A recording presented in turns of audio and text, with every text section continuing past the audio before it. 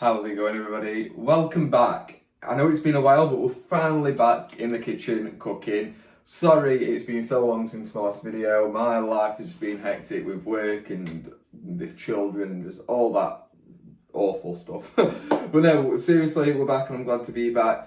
So today I'm making the last one in my book of my favourites, which is one that Sophie introduced me to. It's mac and cheese, but it's a really fun recipe, really delicious. I've never made it before. Sophie's always been the one to make it, so we're going to give it a good try today.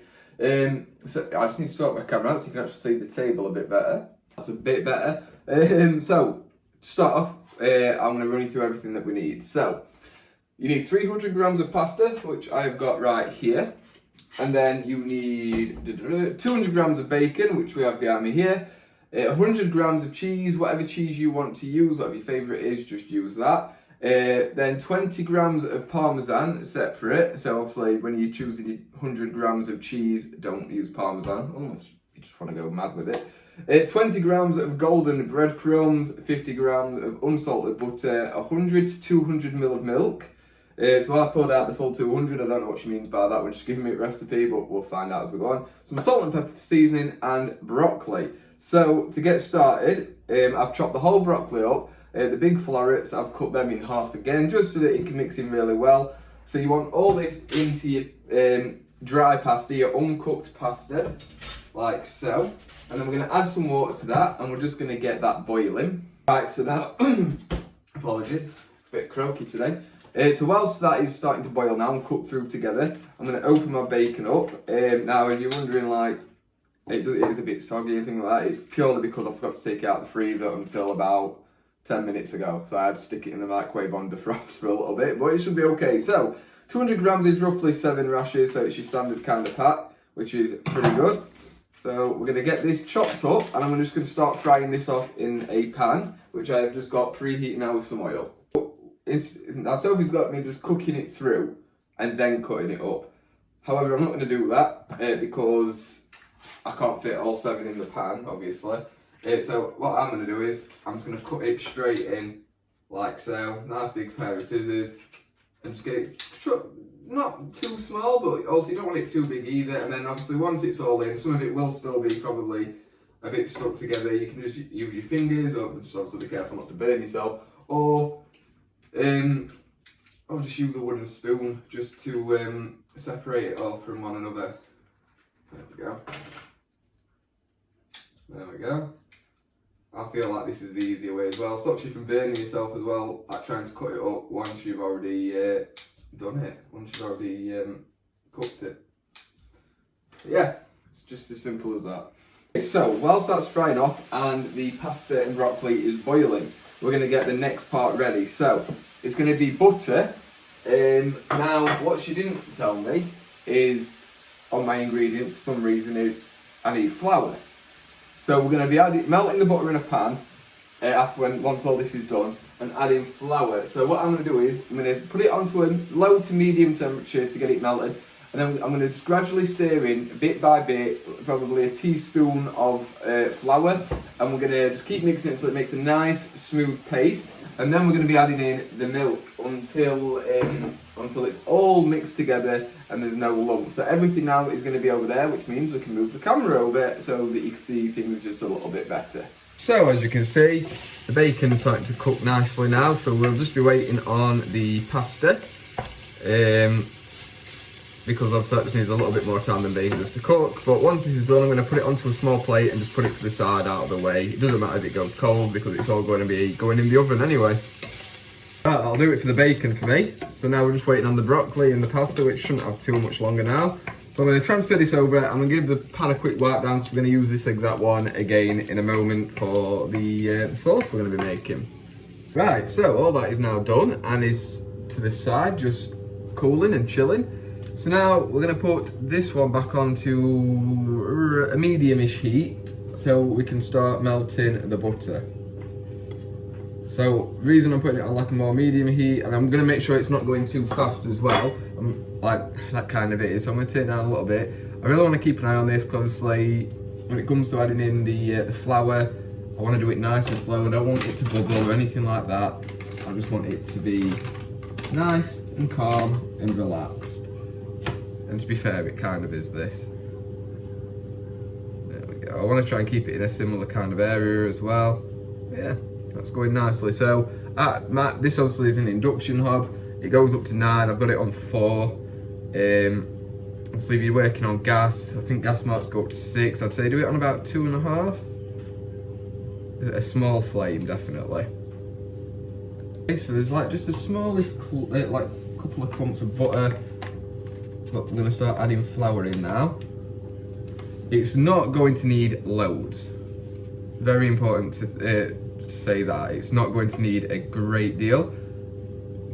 But basically it just needs to soak up all of the butter, sorry, I know I don't always pronounce my T's. But you'll know when we'll know when we've got it.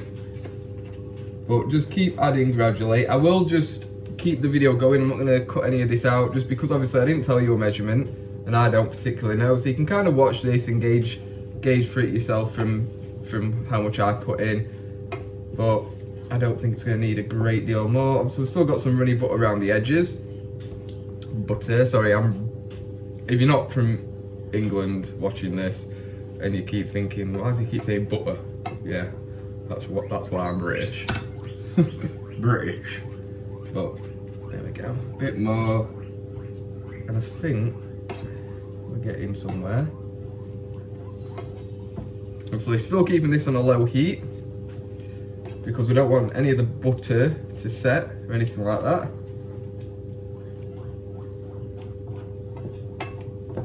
But that's looking pretty decent. And I'm going to say that. Well, in fact, now I'm going to add a little bit more in. I think I could just do with that tiny little bit extra.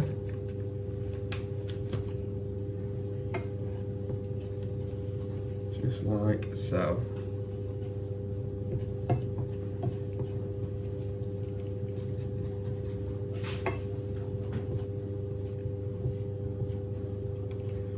Perfect. That is a smooth paste-ish. What do we think?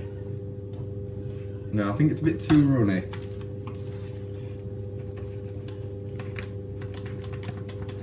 Like I say, that's why you do it a little at a time. Because obviously if you just chuck loads in, it's going to either be too much. Well, there's no or buts to that. It's going to be too much and it's not going to end in a good result for the final product. Obviously, if you just scrape it all back into the middle and see how long it kind of takes to fall to the side, that kind of should tell you everything you need to know about it.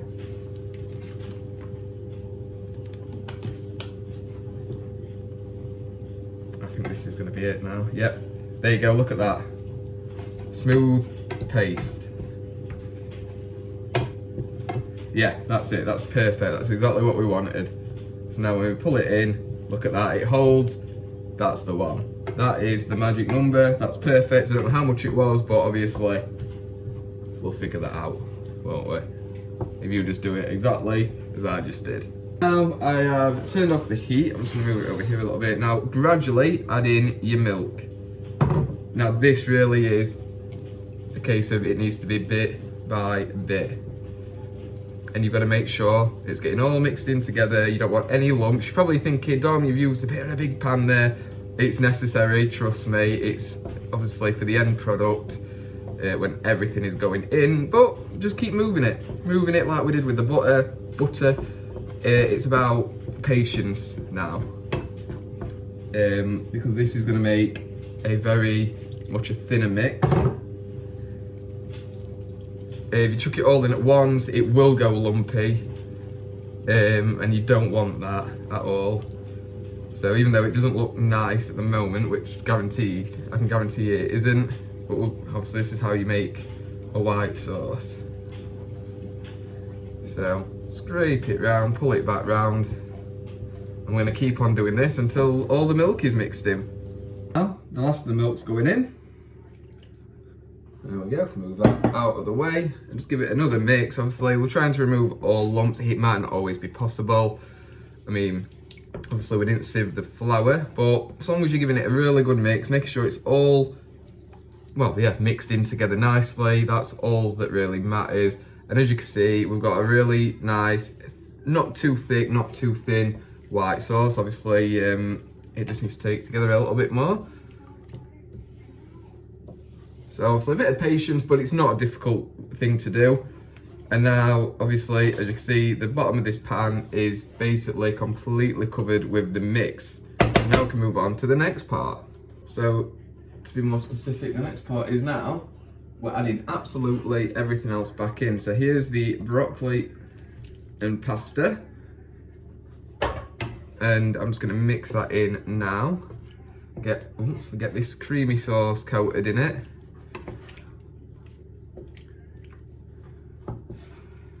Just like so. And now I'm gonna add in the bacon.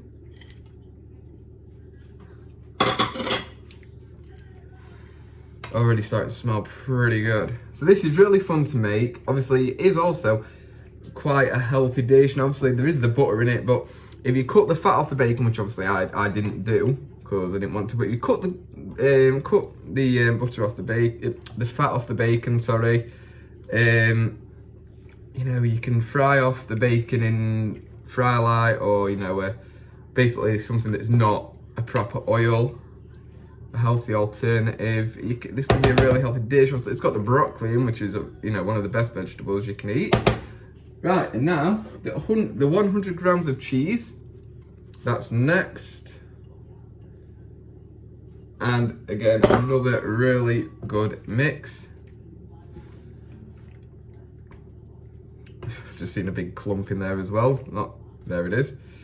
Not the end of the world. That'll be a really nice little bonus bite when it's getting eaten later. Awesome. So obviously the one of the good things about this as well is everything in this pan is cooked. So it doesn't need that long in the oven. The oven is just to bring it to make it crispy basically. We've got a few men overboard there. There we go, right. Now for the finale. Right, so now in a nice big dish like so, we're gonna add this mix in. Hopefully, mind you, I've got a backup small one just in case. Might be alright.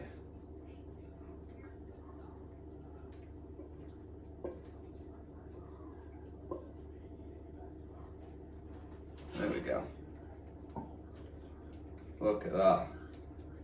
It's big, but it's plentiful. Right, so now the last two pieces to go on here are the golden breadcrumbs. Put these on however you like. Sprinkle them is probably the most efficient way, but also, you know, we can just go over it tapping like that, which is also very easy to do. This is going to make it nice and crispy. And then, last of all, is your parmesan. So that's getting sprinkled on top.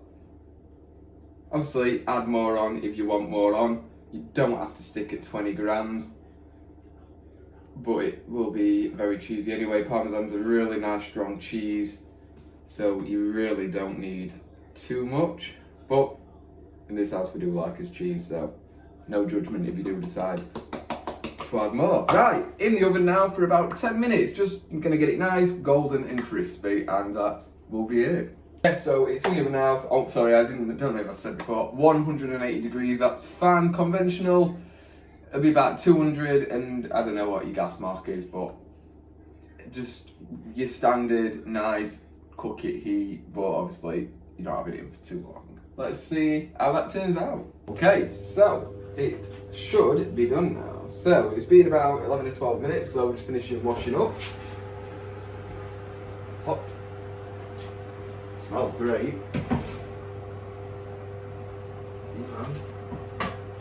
That looks done to me. I'm just going to get another tea towel to help me get it out.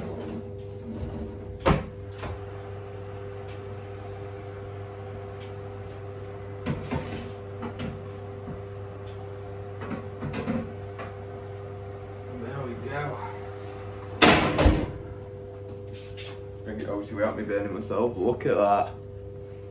Ooh. Don't want to melt my tablecloth. There we go. That looks alright to me. Let's get that flicked off. And let's have a closer look. Here we go. It should be fairly I mean, you can hear it. Look at that. It's perfect. It's such a nice dish. It's so easy to make.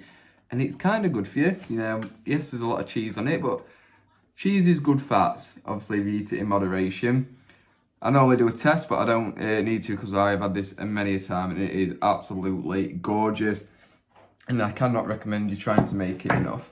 Other than that, I do hope you enjoyed this video. Leave me a like and drop me a comment if you did. And obviously, if you're not already, subscribe. But yeah, let me know what you think about this recipe. Obviously, a bit back now, we did the mac and cheese by Snoop Dogg as well.